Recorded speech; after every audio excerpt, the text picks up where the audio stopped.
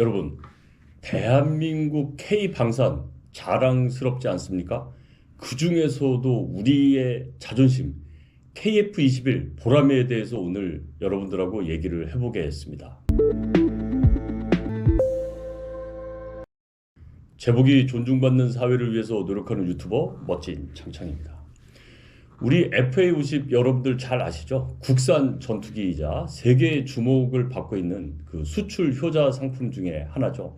거기에 더해서 KF21에 대해서 한번 얘기를 해보겠는데요. KF16 그리고 F15K 등 이 K자가 붙었다는 것은 우리에게 더 중요한 한국형으로 개발되었다라고 보시면 되겠습니다. 북한을 완전히 작살낼 수 있는 전투기들이라고 할 수 있는데요. 우리가 F-35가 보유되어 있죠. 이 스텔스 전투기까지 가지고 있는데 왜 KF-21을 개발을 했느냐? 기존의 한국군 전투기가 주력 전투기가 F4 F5 등이 있는데요. 너무 노후가 됐습니다. F4는 얼마 전에 이제 다 페이드 아웃이 되었죠. 이 전투기들이 70년대 중후반부터 80년대 초반까지 배치가 돼가지고요. 기령이 거의 50년 정도가 된 겁니다. 교체를 해야 될 시기가 다가온 것이죠. 근데 모든 장비나 기계에는 수명 연한이 있는데요. 이 전투기의 경우는 조금 특별한 게 있습니다. 뭐냐면 기본 수명 연한이라는 것은 있는데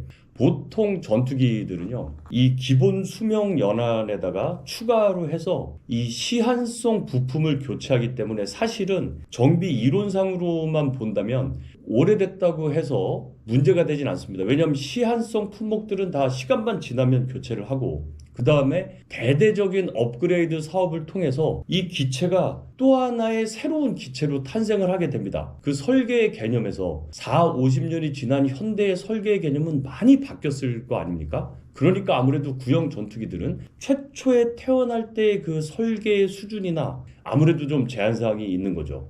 F-35와 같은 5세대 전투기는요, 물론 스텔스 기능 때문에 어마무시한 전력을 발휘하지만 문제는 유지 운용 비용입니다. 이게 시간당 41,000달러가 넘는데요. 우리나라 돈으로 하면은 약 5,600만 원 정도가 됩니다. 시간당이에요. 그러니까 두세 시간 운영하면 기본적으로 5,6천만 원씩 들게 된다는 거죠. 빈번한 운용으로 인해서 고장이 발생할 경우에는 이 고장 수리 비용은 이거는 말도 못하게 비싸게 되는 거죠. 이제 우스갯소리가 있습니다. 여러분, 출퇴근할 때는 페라리로 다니지 않잖아요. 일반 데일리카로 다니지만 이 경주를 할 때는 페라리나 슈퍼카 같은 것을 타듯이 공군 전투기도 마찬가지입니다. 실제 전쟁이 일어나고 실제 상황이 일어났을 때는 F-35를 쓰지만 평상시에 영공방위 초계 임무를 수행한다든지 할 때는 F-35를 쓰지 않는 거죠. 결국은 모든 조직은 비용 대 효과 측면에서 고려를 해야 된다는 것을 보여주고 있는 겁니다.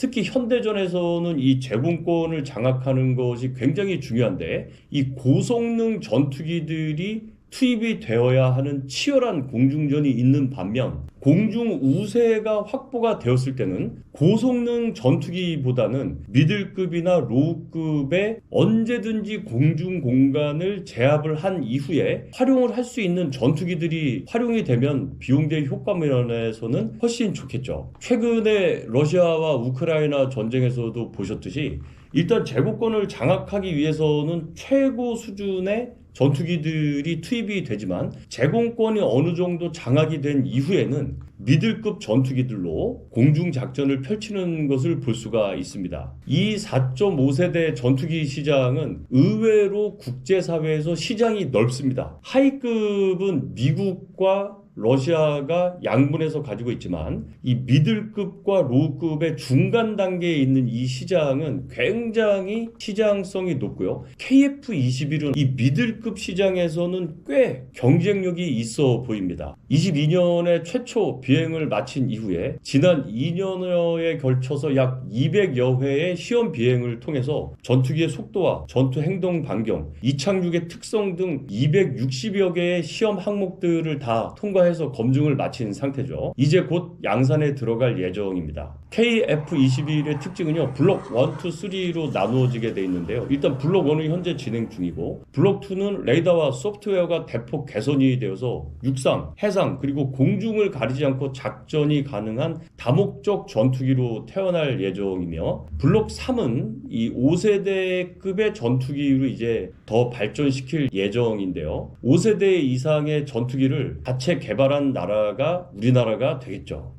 물론 KF-21이 앞으로 나아가야 될 방향 중에 좀 풀어야 될 숙제가 있긴 있습니다. 엔진의 국산화 문제인데요. 이 엔진은 미국만 하더라도 500만 시간이 넘는 비행 시간을 기록하면서 발생하는 문제점, 누적된 노하우를 가지고 다시 이제 개발을 하게 되는데, 우리나라는 아직 엔진을 만들 수 있는 능력은 없어 보이긴 합니다만, 지금 KF-21을 운용하면서 이 기술을 축적하게 되면 언젠가 우리나라도 자체 기술력으로 엔진을 만드는 날이 올 것이라고 생각합니다.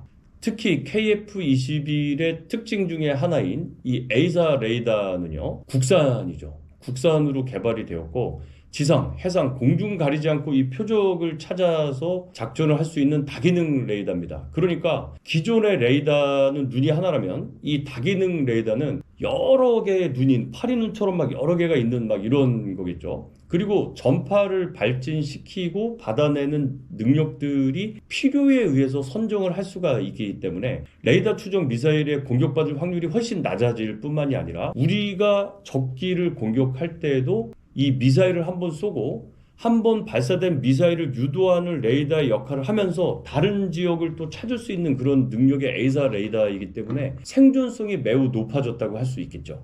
자, 이런 KF-21은요, 물론 현재 나와 있는 미국의 F-15나 F-18 전투기에 비해서는 아직까지 무장이라든지 항속 거리, 여러 가지 레이더의 능력에서는 조금 미비하지만, 자, 앞으로 개발이 완료가 되면 약 120대 정도를 도입할 예정인 KF-21은요, 미국의 기성 전투기보다는 조금 크기도 작고 성능은 조금 약하지만 어쨌든 북한의 미그-29 정도는 압도할 수 있는 능력을 가지고 있을 뿐만 아니라, 얼마 전에 공대공 장거리 미사일 미티어의 시험 사격에 성공했듯이 다양한 전투 환경에서 충분한 전투력을 발휘할 수 있을 것으로 보입니다.